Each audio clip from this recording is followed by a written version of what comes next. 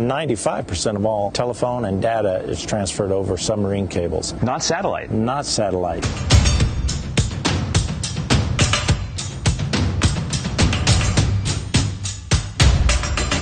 Over land, the voices travel from tower to tower on a radio beam, being amplified and re-amplified at each relay point along the way.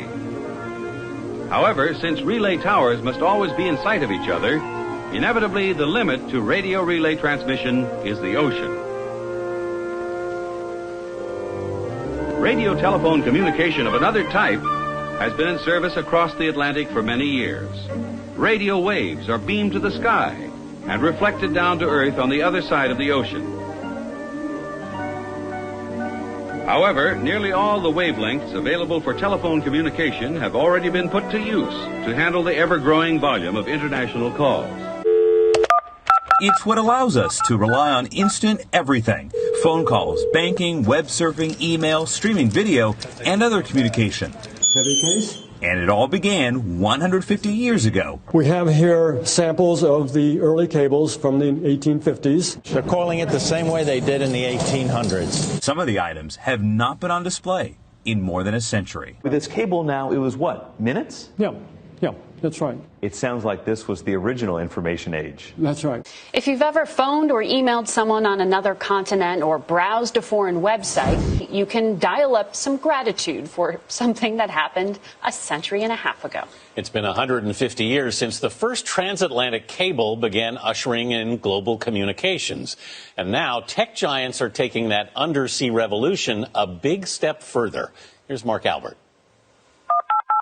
When you pick up the phone to reach out and touch someone across the oceans, it's only possible because of satellite. Not satellite. Not satellite. Not satellite. Like the Global Sentinel. This is cable tank number 1. And what am I standing on right now? Not satellite. Not satellite. You're standing on fiber optic cable that's going to be laid from here towards Brazil. Not satellite. Not satellite. This is how worldwide communication begins. Not satellite. Not satellite. Jeff Sanders is a captain at TE Connectivity Subcom, which calls itself the world's largest provider of under-ocean fiber optic cable. Not satellite. Not satellite. They're coiling it the same way they did in the 1800s. He gave us a rare view of more than 900 miles of cable spooled tightly by hand in one of 3 side-by-side tanks aboard the ship anchored in the port of Newington in New Hampshire. Not satellite. Not satellite. So the cable we're walking on right now will be under the ocean carrying my phone calls? Yes, it will. It's a good chance any call you make to South America in the future could be on this exact cable for the next 20, 25 years. Cable comes right off into the ocean from here. Robots take over from there, diving to a depth too deep for humans. The machines use water jets to create a trench, allowing the cable to sink into the seabed and become buried. 95% of all telephone and data is transferred over submarine cables. Not satellite. Not satellite. Phone calls, banking, web surfing, email, streaming video, and other communication all began 150 years ago. We have here samples of the early cables from the 1850s. This is what the first permanent cable looked like under the Atlantic. Absolutely. Barney Finn at the Smithsonian's National Museum of American History helped string together an exhibit commemorating the 150th anniversary of the first permanent transatlantic cable, and the man who assembled the financial, political, and technical prowess to make it happen, entrepreneur Cyrus Field. Some of the items have not been on display in more than a century. And this indeed is the cable going across the Atlantic. Late in rough seas, the first few copper cables broke or burnt out. When it finally worked after a decade of failure, Field wrote to his wife on July 27, 1866, "All well, thank God."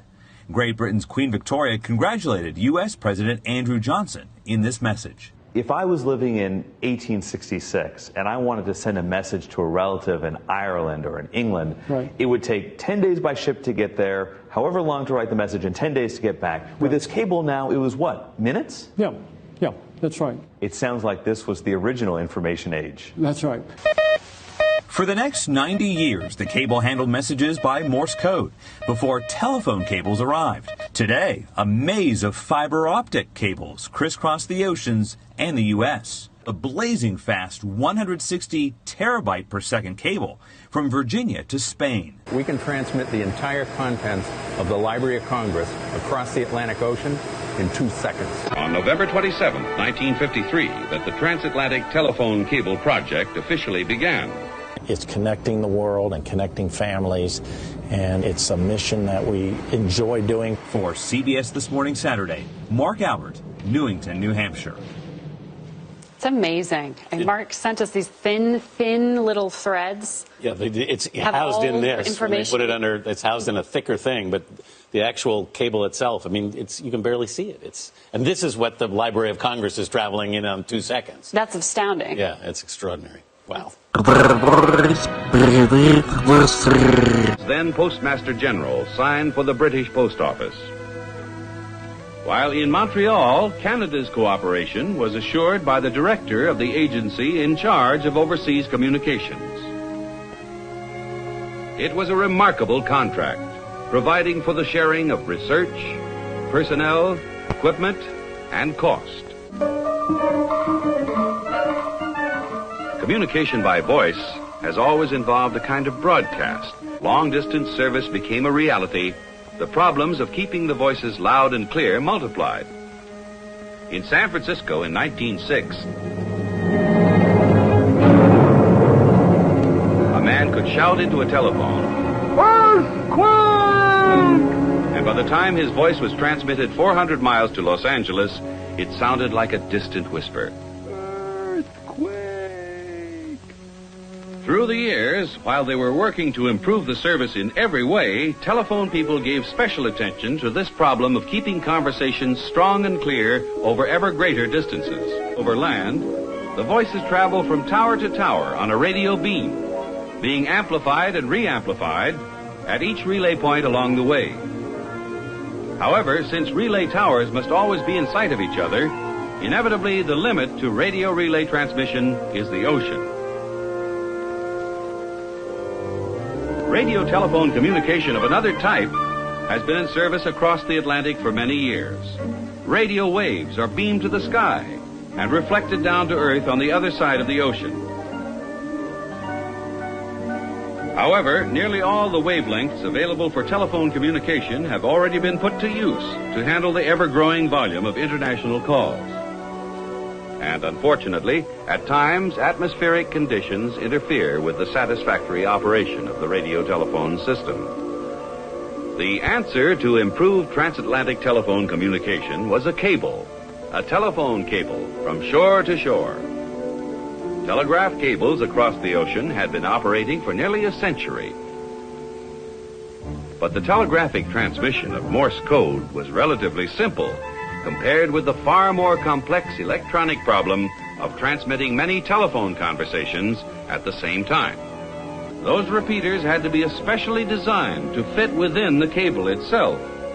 Then they could be paid out through the machinery of the cable-laying ship to slide down into ocean depths, there to operate untouched by man for 20 years and more. The core of a simple coil. Yet that coil must operate perfectly for 20 years and more, perhaps 2.5 miles beneath the sea. Wound with the ultimate of care, it had to pass microscopic inspection at every test. The finished coil was sent to take its place as one of the many intricate parts of a single section of the repeater assembly. 17 different units joined together made up the repeater assembly. A copper tube outside the steel rings would prevent a single drop of seawater from getting into the repeater and possibly silencing the cable. With final coverings of hot tar and jute, the process was complete. The finished cable moved off the assembly line to storage tanks for its final test. Late spring of 1955 found Her Majesty's ship Monarch loading cable at the Simplex plant. The first actual cable lay of the project was about to begin. Selection of the best possible transatlantic route was one of the many problems requiring consultation between representatives of Great Britain and Canada and executives of AT&T's Long Lines Department Actually, apart from the deep-sea cable-laying operations, other work was moving forward in Canada, in New Brunswick and Nova Scotia, and in Newfoundland. Here the plan called for trenching in many miles of the cable overland across some of the most rugged terrain of the island province. Whatever the terrain, whatever the weather, the cable was put down. Towers and stations for the radio relay section. The giant cornucopia-like horns, which were to serve as receivers and transmitters of the radio beam, were raised and put in place.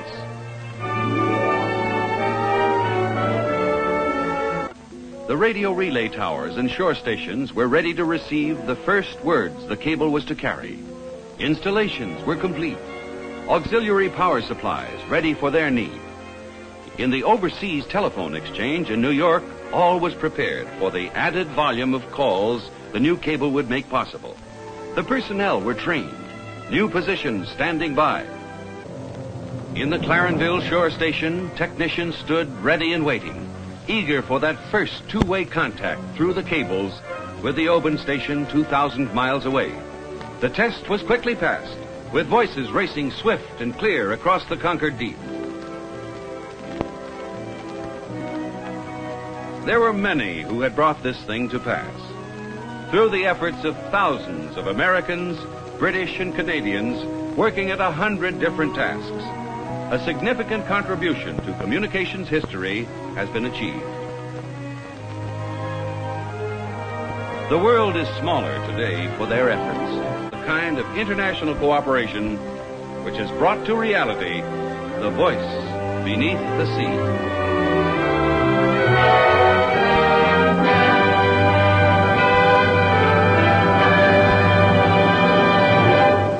95% of all telephone and data is transferred over submarine cables. Not satellite. Not satellite. Not satellite. Not satellite. Not satellite. Not satellite. Not satellite.